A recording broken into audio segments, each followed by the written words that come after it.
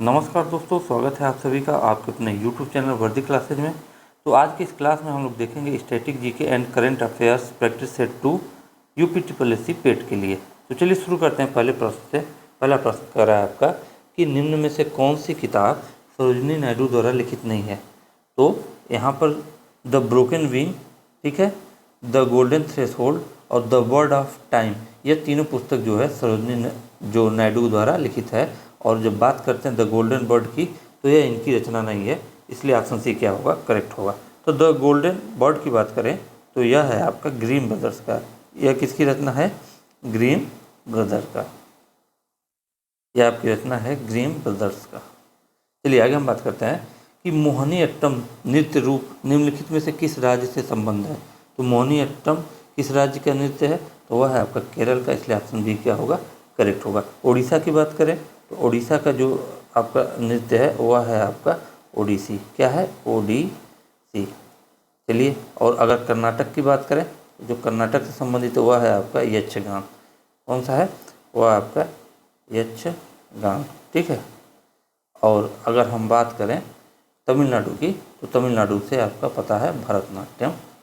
आपका भरतनाट्यम जो है, ठीक है, भरतनाट्यम जो है वो आपका है तमिलनाडु से। क्लियर? चलिए आगे देखेंगे, अगला प्रश्न देखेंगे। निम्नलिखित में से कौन सी गैस ग्रीन हाउस गैस नहीं है? ठीक है, कौन सी गैस ग्रीन हाउस गैस नहीं है? वह है आपका नाइट्रोजन। ऑप्शन बी क्या होगा, करेक्ट होगा। और नाइट्रोजन के बारे में जानें कि वायुमंडल में सबसे अधिक मात्रा में क्या है, यही पाई जाती है। ठीक है, वायुमंडल में आपका एटमॉस्फेयर में सबसे अधिक मात्रा में पाई जाने वाली गैस क्या है, आपका नाइट्रोजन है। और यहाँ पर बात करें बाकी मीथेन और जो जल वाष्प है और कार्बन डाइऑक्साइड, ये सब ग्रीन हाउस गैस हैं। और अदर ग्रीन हाउस की बात करें तो आपका इनमें और आता है क्या, CFC जो है, क्लोरोफ्लोरोकार्बन, CFC, ठीक है, जल वाष्प है। और ये आपकी नाइट्रस ऑक्साइड की बात करें, नाइट्रस ऑक्साइड N2S, ठीक है, नाइट्रस ऑक्साइड आपका अगर लिख दें इसको नाइट्रस, ठीक है, नाइट्रस ऑक्साइड। क्लियर? तो ये सब जो गैसें हैं ये आपके ग्रीन हाउस गैस हैं। क्लियर? आगे बात करें, पारितंत्र के दो मूल घटक हैं। पारितंत्र, ठीक है, तो पारितंत्र क्या होता है? इकोसिस्टम पूछ रहा है कि पारितंत्र के दो मूल घटक हैं। तो पारितंत्र के दो मूल घटक कौन कौन से हैं? तो इनके दो मूल घटक एक तो होता है आपका यहाँ पर एक होता है आपका जैविक और दूसरा होता है अजैविक। कौन कौन सा होता है? जैविक और अजैविक। क्लियर? तो ऑप्शन में कौन सा है? तो जैविक अजैविक नहीं है, उसकी जगह आपका ऑप्शन में क्या दिया है, उसकी जगह दिया है जीवी और अजीवी, इसलिए ऑप्शन बी क्या होगा, करेक्ट होगा। पूछ रहा है पोर्ट ब्लेयर की राजधानी है। तो पोर्ट ब्लेयर किसकी राजधानी है? तो देखेंगे पोर्ट ब्लेयर जो है आपका अंडमान और निकोबार द्वीप समूह की राजधानी, इसलिए आपका ऑप्शन ए क्या होगा, करेक्ट होगा। क्लियर? और अगर हम बात करें अंडमान और निकोबार की तो यह भारत का दूसरा, सेकेंड, ठीक है, लार्जेस्ट यूनियन टेरिटरी है। ठीक है, दूसरा सबसे बड़ा केंद्र शासित प्रदेश है। चलिए आगे हम बात करेंगे कि निम्नलिखित में से कौन सी भूमि किसी भी देश के स्वामित्व में नहीं आती है। ठीक है, मतलब उस पर किसी भी देश का अधिकार नहीं है। तो वह है आपका ठीक है, वह है आपका अंटार्कटिका। अंटार्कटिका जो है आपका ये किसी भी देश के अधिकार में नहीं आती है। क्लियर? और यह जो है आपका दुनिया का एकमात्र सबसे बड़ा स्वामित्व विहीन क्षेत्र है, यानी इस पर किसी का स्वामित्व नहीं है। आगे हम बात करें कि राष्ट्रपति द्वारा राज्यसभा में कितने सदस्यों को नामित किया जा सकता है। तो राष्ट्रपति द्वारा जो राज्यसभा में नामित किए जाने वाले सदस्यों की संख्या होती है वह होती है 12। ठीक है, और किन प्रकार के वो सदस्य होते हैं? जो आपके साहित्य, ठीक है, साहित्य से हो, या उसके बाद हम बात करते हैं कला से संबंधित हो, साहित्य, कला, विज्ञान, ठीक है, विज्ञान, साहित्य, कला, विज्ञान व समाज सेवा। ठीक है, समाज सेवा, साहित्य, कला, विज्ञान व समाज सेवा के क्षेत्र में विशेष ज्ञान व अनुभव रखता हो, तो ऐसे लोगों को 12 लोगों को वो क्या करता है, राष्ट्रपति नामित कर सकता है। किसमें? राज्यसभा में। ठीक है, राज्यसभा के सदस्य के रूप में। अगला प्रश्न देखेंगे कि डैश मंदिर एलोरा महाराष्ट्र में स्थित एक प्राचीन हिंदू मंदिर है जो चट्टानों को काटकर बनाए गए सबसे बड़े मंदिरों में से एक है। तो कौन सा मंदिर? तो यहाँ पर आप देखेंगे कैलाश मंदिर। तो जो कैलाश मंदिर है आपका, ठीक है, कैलाश मंदिर, यहाँ पे हम लिख देते हैं कैलाश मंदिर एलोरा महाराष्ट्र में स्थित एक प्राचीन हिंदू मंदिर है जो चट्टानों को काटकर बनाए गए सबसे बड़े मंदिरों में से एक है। चलिए अगला प्रश्न देखते हैं कि किस राज्य या केंद्र शासित राज्य की पंचायत देश की पहली कार्बन न्यूट्रल पंचायत बनी? ठीक है, तो कौन सी थी आपकी? तो वह है आपका जम्मू कश्मीर। ठीक है, जम्मू कश्मीर।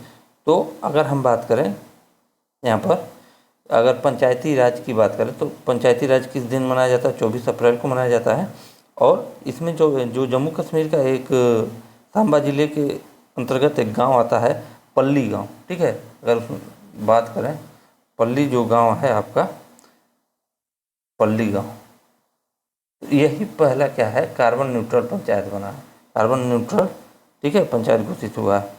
चलिए आगे हम बात करें, और अगर यह हम पूछें कि कार्बन न्यूट्रल पंचायत क्यों घोषित हुआ है, क्योंकि इसमें यहाँ 500 किलोवाट के सोलर प्लांट का उद्घाटन किसने किया था? नरेंद्र मोदी ने। तो इसलिए इसको हम कार्बन न्यूट्रल पंचायत कहते हैं। हाँ, ठीक है। आगे हम बात करें वागसीर क्या है? वागसीर, ठीक है, इंपॉर्टेंट करिएगा इसको। वागसीर क्या है? तो वागसीर क्या है आपका? एक पनडुब्बी है। ठीक है, इसलिए ये आपका करेक्ट होगा। क्लियर। और अगर हम बात करें प्रोजेक्ट 75 की भारतीय नौसेना की कलवरी श्रेणी की पनडुब्बियों की छठी और आखिरी पनडुब्बी क्या है? वागसीर है। तो आप एक चीज़ जानिएगा, कलवरी श्रेणी में 6 पनडुब्बी बनी है, जिसमें से एक पनडुब्बी आपकी वागसीर भी है। और अगर पूछे कि इनका जो मतलब ये लॉन्च कहाँ से किया गया था, ठीक है, तो यह मझगांव डाक लिमिटेड, ठीक है, वहाँ से लॉन्च किया गया था। और अगर पूछे इसका नाम कहाँ से लिया गया, तो वागसीर क्या है? वागसीर एक प्रशांत महासागर, ठीक है, हिंद महासागर में रहने वाली एक शिकारी प्रजाति की मछली का नाम है। ठीक है, एक शिकारी प्रजाति की मछली का नाम है, उसी के नाम पे इस पनडुब्बी का नाम रखा गया है। चलिए आगे हम देखेंगे, अगला प्रश्न देखेंगे कि किस विश्वविद्यालय में डॉक्टर अम्बेडकर उत्कृष्टता केंद्र योजना का शुभारंभ किया गया? तो किस विश्वविद्यालय में? तो वह है आपका बनारस हिंदू विश्वविद्यालय में, यानी कि BHU में। BHU में क्या हुआ था कि आपका डॉक्टर अंबेडकर उत्कृष्टता केंद्र योजना का शुभारंभ किया गया था। क्लियर। चलिए आगे हम बात करें, करंट की है, ध्यान रखिएगा। उत्तर प्रदेश के किस जिले में देश का पहला अमृत सरोवर स्थापित किया गया? देश का पहला अमृत सरोवर उत्तर प्रदेश के किस जिले में स्थापित किया गया है? तो वह है आपका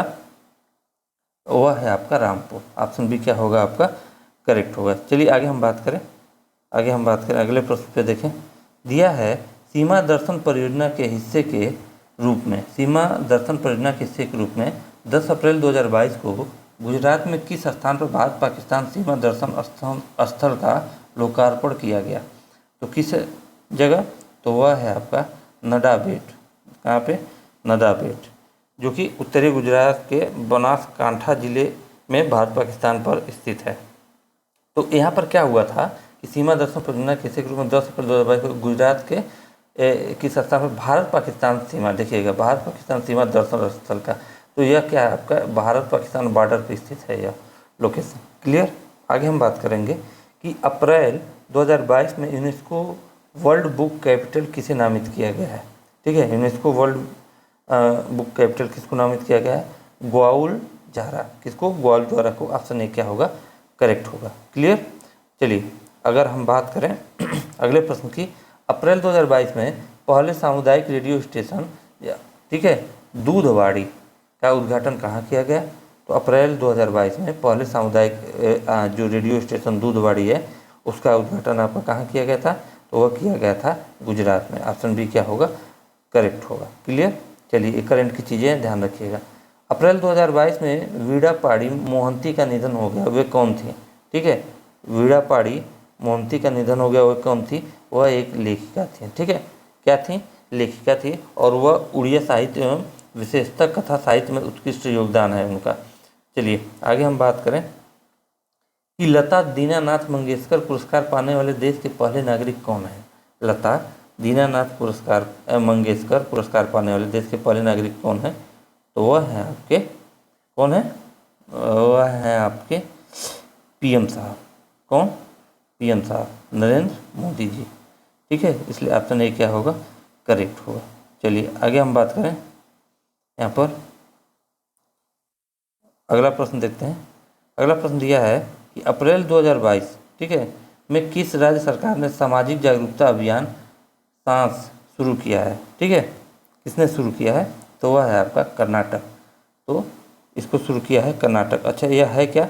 इस अभियान में 5 साल से कम उम्र के बच्चों में जो निमोनिया का जल्द पता लगाने और अधिक जागरूकता सुनिश्चित करने के लिए इसका उद्घाटन किया गया या इस अभियान को शुरू किया गया था। आगे हम बात करें कि 27 अप्रैल 2022 को जम्मू कश्मीर के क्वार जल विद्युत परियोजना को मंजूरी दी गई। यह किस नदी पर स्थित है?